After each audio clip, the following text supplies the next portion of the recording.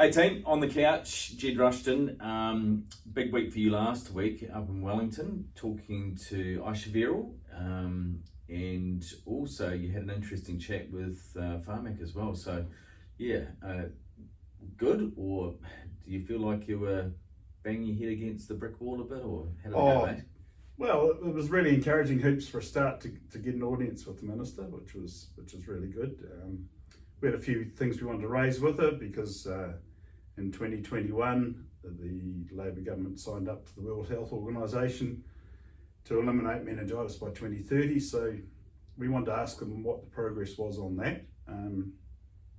Didn't get too many answers on that. I don't think she really knew about it, but we had a good discussion around a lot of matters around meningitis, particularly around raising awareness. There's been a bill passed in Parliament that will stop pharmaceutical companies advertising. And of course, one of the things that came out of the Select Committee report from our petition was that they felt that we needed a meningitis specific advertising campaign.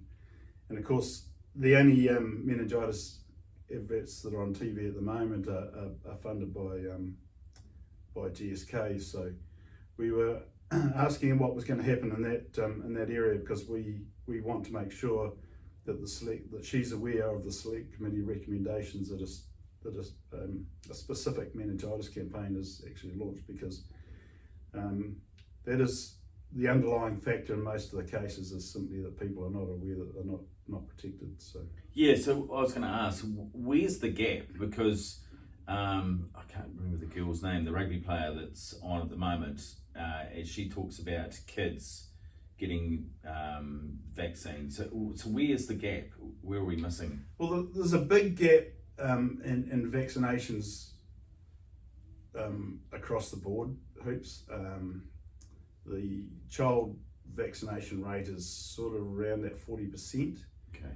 And alarmingly, lots of antenatal vaccinations for our married population are less than 21%.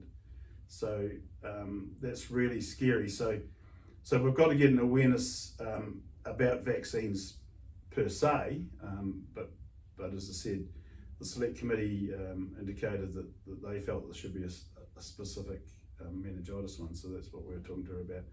Also had a good chat to her about that at-risk youth area and how that's the present policy is quite narrow and even confusing, just allowing first year halls of residence boarding schools the vaccine. So we're really happy with where we're at with the babies, but we've just got to do some more work to protect that other at-risk group, which is our youth. So yeah. Okay, yep. So yeah, education process for the wee tots, but filling some gaps, older bracket. Righto. How did the Farmac chat go? Yeah, well, it was that was really interesting. A good chat with Andrew Oliver and a couple of his team, and it was really encouraging. The foundation in the last month has spent a lot of time putting an application to Farmac to have men be included on the immunisation register. So we felt that while we're in Wellington, we'd see if we could see Farmac, and they were really happy with their application. In fact, they said that it was one of the better ones I'd had. So we're really encouraged with that, and they've asked for a wee bit more information, because unfortunately Farmac don't take the total cost of the disease in the community, the cost of care, and that into consideration when they are considering whether a drug goes on the register. So we made quite a few points around that, and they've asked for some information that we got through some OIA requests on cost of care. So yeah, really encouraging. Look, it's about working with these people, Hoops, so and keeping the dialogue going. So yeah, we're really encouraged. That seems weird. I mean, even one case must cost a hell of a lot, not only figures wise, but mentally and emotionally and all that sort of thing, mate. But there must be a dollars major cost to every case. Yes, well, as I said, we did some OIA requests on specific cases of cost of care, and those figures came back and they were really quite insulting about how low they were. We asked for a cost of meningitis nationally, and the response back was that if we wanted to pay for it, they'd do it. So, I mean, in blunt terms, Hoops, if there's 100 cases a year of meningitis in New Zealand, there'll be 40 people who have a lifelong disability. Some of the overseas information we have puts the cost of those disabilities at about $4 million. And to give you an indication, I mean, the 60,000 births a year in New Zealand, if the buy cost to Pharmac for the vaccine is 50, well, one of those cases pays to vaccinate everyone. So, and that's without taking into account that anyone that gets meningitis, their hospitalisation is quite intense, and so it's got takes up ICU beds. So if we get vaccines for everyone, it's going to take a lot of pressure off a already stretched health system as well. So, all right, general public, what can they do to help you guys?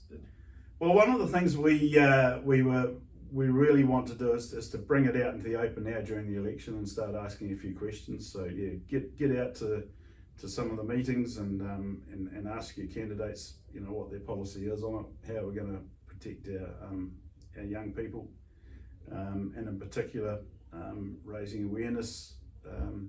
And also, we're still really concerned about that Marion Pacifica rate being 70% of our cases at the moment, and predominantly they are missing in that adolescent criteria at the moment, and that's one of the things we brought up with the minister. And we felt in 2023 to have a health policy that was discriminating against our Marion Pacifica youth wasn't really the place that they need to be. Yeah. All right. Just to finish on, if there's 100 cases in a year, 40 have lifelong disabilities. What's the number that pass? Up to 20%. Yeah. Good to catch up as always, mate. Yep. Keep up the good work and keep knocking on those doors. Yeah, we will, and we are getting there. Yeah. It's encouraging. Some really encouraging signs from Pharmac. So I think they're going to be looking at our application in their November meeting, which is pretty encouraging because normally it takes, I think the average time is about 48 months to get a application in front of them. So we put it in a month ago, and it's going to their meeting in November. So fingers crossed. Light at the tunnel, end of the tunnel. Yeah, good stuff. Yep. All right, thanks, Ged. Cool.